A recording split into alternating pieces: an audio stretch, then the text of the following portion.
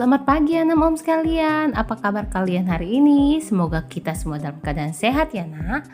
Kita kembali ke mata pelajaran PKK atau Produk Kreatif masih dibawakan oleh Menteri Lolanika Bro Karo. Tapi sebelum itu, subscribe channel mem ini agar kalian menjadi orang yang pertama mengetahui informasi video terbaru dari mem, dan jangan lupa untuk bunyikan bel dan di-share ya nakku sebanyak-banyaknya. Terima kasih. Materi kita hari ini adalah peluang usaha.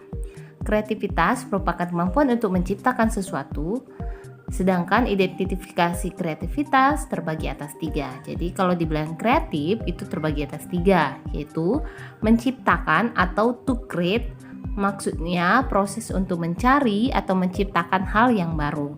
Sedangkan yang kedua, modifikasi atau to modificated atau to modify atau memodifikasi sesuatu menjadi hal yang berbeda.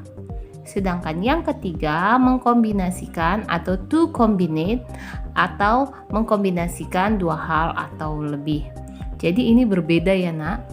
Kalau menciptakan dia lebih membuat yang baru yang belum ada. Sedangkan memodifikasi atau mengkombinasikan berarti sudah ada. Kemudian kita akan belajar mengenai cara memanfaatkan peluang usaha di sekitar kita. Yang pertama itu memanfaatkan barang yang tidak terpakai, misalnya barang bekas, atau barang di tempat pelelangan, atau barang sisa yang ada di rumah. Yang kedua, memanfaatkan barang yang disediakan oleh alam, misalnya tanaman, tumbuh-tumbuhan, hewan, dan yang lain-lainnya. Yang nomor 3, memanfaatkan kejadian atau peristiwa yang ada. Misalnya ini lagi booming masalah COVID nih. Berarti yang kita buat atau yang kita jual yang berhubungan dengan COVID. Dan yang keempat, memanfaatkan segala sesuatu yang bisa memberikan peluang usaha. Jadi yang untuk nomor 4, kita harus cari dulu apa saja yang bisa membuka atau memberi peluang usaha baru untuk kita. Jenis-jenis inovasi. Di jenis-jenis inovasi, kita akan belajar mengenai ciri-ciri inovasi. Tapi terlebih dahulu kita harus tahu pengertian inovasi.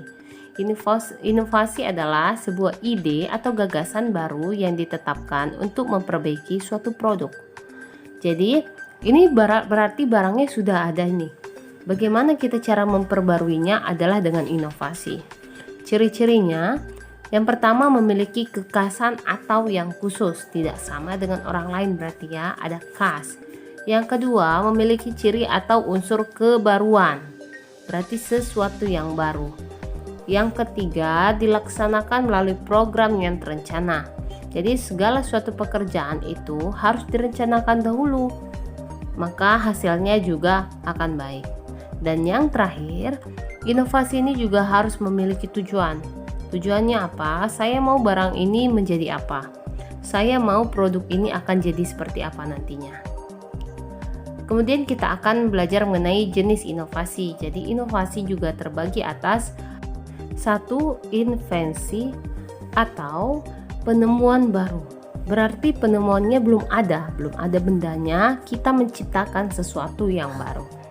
Yang kedua, ekstensi atau pengembangan dari yang sudah ada sebelumnya. Berarti produknya sudah ada. Jadi kita kembangkan menjadi sesuatu yang belum ada. Yang ketiga, duplikat atau penggandaan atau memperbanyak produk yang sudah ada dan terkenal. Dan yang keempat, ada sintesis atau penggabungan atau mengkombinasikan konsep dari formula yang sudah ada menjadi formula baru.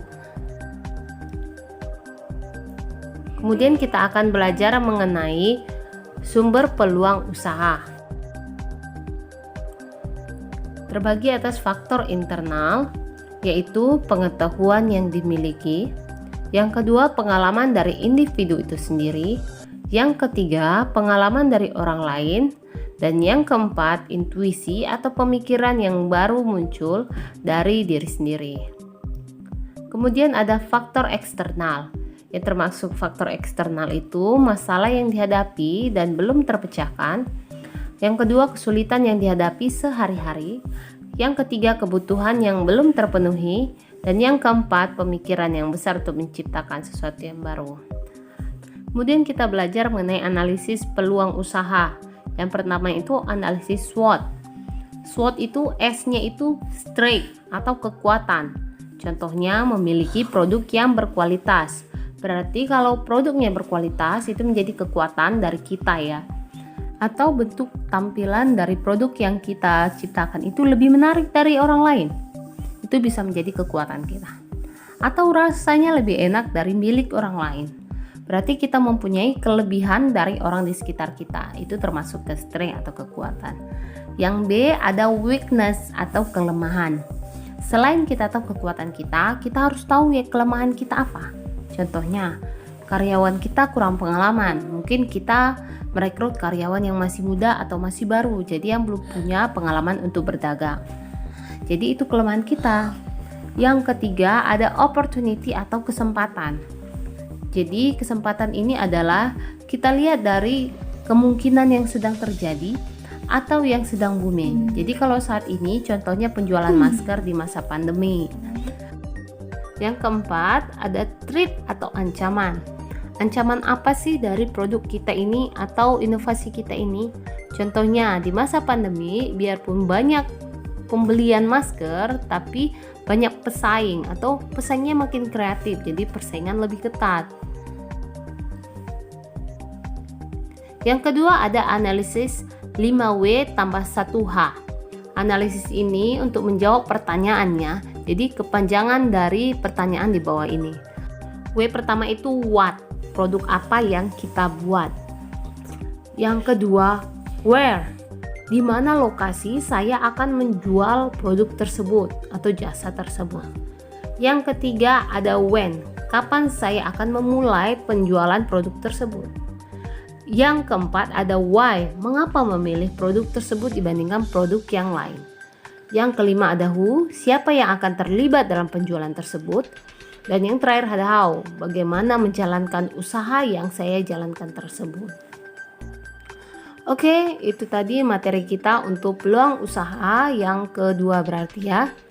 Jadi tugas kita adalah silakan catat semua materi yang sudah menjelaskan melalui video seperti biasa, kemudian hasilnya difoto dan dikirimkan ke Japri Mom. Perjumpaan kita hari ini sampai di sini, sampai jumpa.